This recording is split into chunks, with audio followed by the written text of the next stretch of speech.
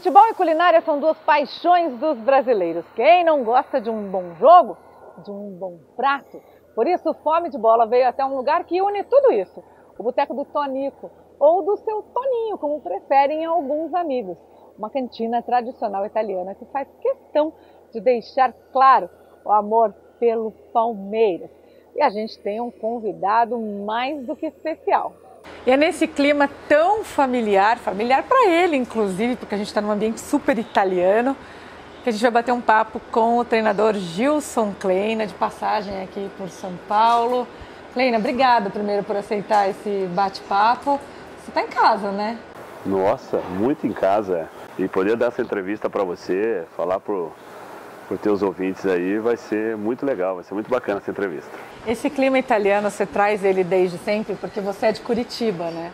E Curitiba tem uma tradição de culinária italiana, principalmente.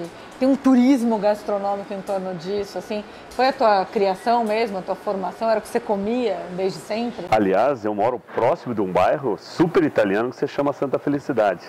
E lá tem o maior restaurante de massa e frango, né? Não sei se vou te dizer do mundo, mas acho que do Brasil com certeza. Fala um pouquinho desse teu período de adaptação. Quando começou o ano, e todo mundo estava muito emocionado e muito comovido com toda a história de reconstrução da Chapecoense, você imaginava que você ia terminar 2017 lá? Não imaginava. Eu tinha um contrato com a Ponte Preta, que até falei isso na minha primeira coletiva, e quando interrompeu esse contrato eu não queria mais trabalhar esse ano.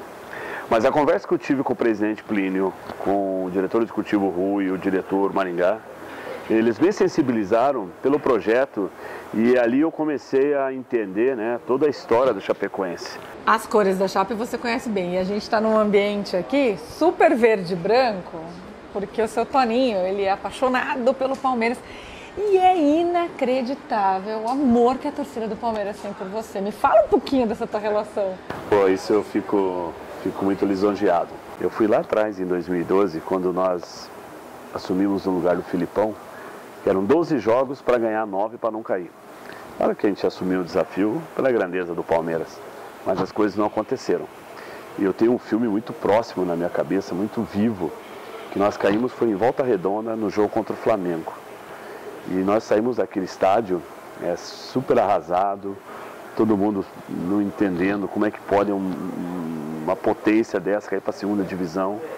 E aquele caminho de Volta Redonda até o CT, eu me lembro que a gente veio com um camburão na frente, atrás, parecia que nós estávamos na faixa de Gaza, né? A gente sabe da torcida que é exigente. Então a reconstrução ela começou depois da queda. Você criou algum vínculo especial com algum atleta nessa época, até por ter comprado essa briga junto com você? Sem sombra de dúvida. Quer ver os que foram âncora naquele momento, que aceitaram o desafio, o Fernando Praz, que ele estava no Vasco e ele aceitou o projeto. O Henrique, depois foi embora para o Napoli. Márcio Araújo, contestado o Márcio Araújo, mas para treinador não tem jogador igual, tático. Valdívia comprou a ideia. E um jogador que nós trouxemos, que estava afastado do Benfica e que virou realidade, foi o Allan Kardec, que foi a contratação que, felizmente, depois no desfecho, felizmente ele não deu a sequência no Palmeiras, que ele ia ser ídolo, não é a menor dúvida que foi um dos artilheiros nossos, junto com o Leandro naquele momento. Então o sentimento do torcedor palmeirense com a gente foi que nós pegamos o Palmeiras com terra arrasada. E nós tivemos a convicção no trabalho e levantamos o Palmeiras. Antes da gente pedir o famoso polpettone do seu Toninho, você disse que gosta de vinho, né? Como é que você aprendeu a tomar? Foi quando você morou na França? Então, eu trabalhei de 3 a 5 anos com o Abel. E o Abel me fez um grande convite na minha carreira. Eu fui campeão paranaense com ele no Curitiba em 99. E o Abel foi para o Vasco. E o Abel foi muito bem no Vasco. Ele foi para gerenciar um vestiário muito forte, que era Felipe, Edmundo, Romário. Era um timaço lá. E o Abel segurou, se não me engano, eles foram campeões. O Abel recebeu um grande convite para ser treinador do Olympique de Marseille em 2000. E aí, claro que eu aceitei o convite, trabalhar na Europa, trabalhar numa grande equipe. O Olympique de Marseille lá, os torcedores também são fanáticos. E lá, claro que o Abel já era um conhecedor de vinho, né? Ele é fera e eu comecei a gostar também. Você quis ser técnico? Ou você pensou em trabalhar em outra coisa ligada ao esporte e tudo mais? Narrador, quem sabe? Não, eu vou te dizer, ó, se eu não fosse do lado esportivo, porque eu não fui jogador de verdade, né? Eu joguei num time chamado Pinheiros, que fez fusão com Colorado, que hoje é o Paraná Clube. E também passei pela categoria de base do Atlético Paranaense. Aí chegou um treinador de verdade chamado Nelsinho Batista.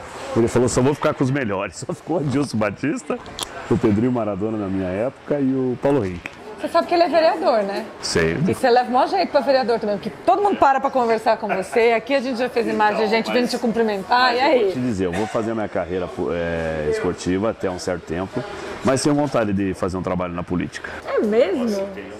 Isso é uma coisa que eu preciso desenvolver, ainda já conversei com algumas pessoas, claro que eu preciso ainda atingir algumas coisas dentro do futebol, algumas conquistas pessoais, que as coisas vão acontecer, mas quero ir por esse lado sim. Vote Gilson Kleina? Aí nós vamos ter que fazer um hashtag. Mas o que você ia falar? Você tem vontade de, por exemplo, você falou que se você não trabalhasse com esporte, você ia trabalhar com outra coisa, o quê? Então, duas coisas que eu gostaria de fazer. Eu gostaria de ser ou Polícia Federal. É mesmo? Gostaria de ser aquele... Linha dura? Aquele jeito meu assim, linha dura, mas... Ou professor de geografia. É mesmo? Nada a ver assim com o que você faz. Eu adoro geografia.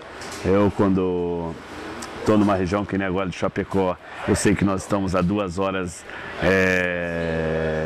da Argentina. É você conhecer a cultura do povo, você ver o que é a potência da cidade, que eu sei que hoje é agronegócio, agroindústria, né? Gosto dessa arte. E dentro desse teu processo de conhecer a região onde você está, de tentar se informar mais, onde entra a culinária? Você tenta também se inserir? Você é aquele cara que chega numa cidade nova e quer saber onde é que tem restaurante? É que eu tô de preto aqui, senão eu ia te mostrar o tamanho que eu tô. Você vê como eu conheço a culinária. Pô, chego em Chapecó, Chapecó é a terra da massa e da carne, né? Então é impressionante, tudo que eles vão te oferecer é uma massa com carne. E aí com um belo vinho, então você começa a inflar.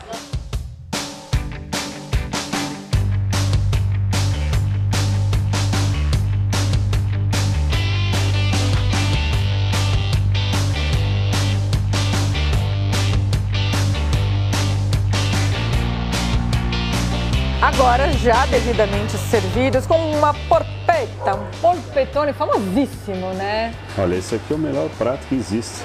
Agora, você entende por que agora eu tô ficando gordo? Até na entrevista, né? Do prato, ó. Com um linguine ao molho branco, por favor. Que é o tradicional da casa, que é o melhor do Brasil. Respeita a todos os polpetones, mas esse aqui é de verdade.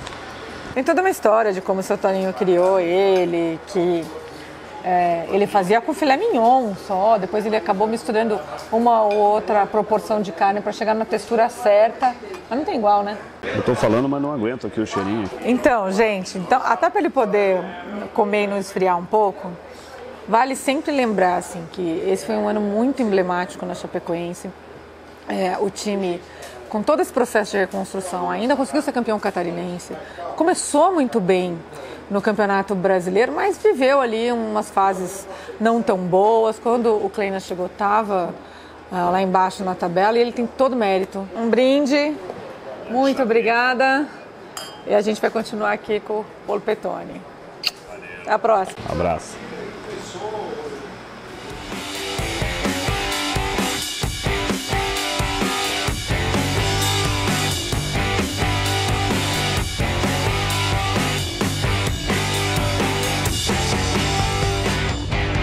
Deu ou não deu água na boca?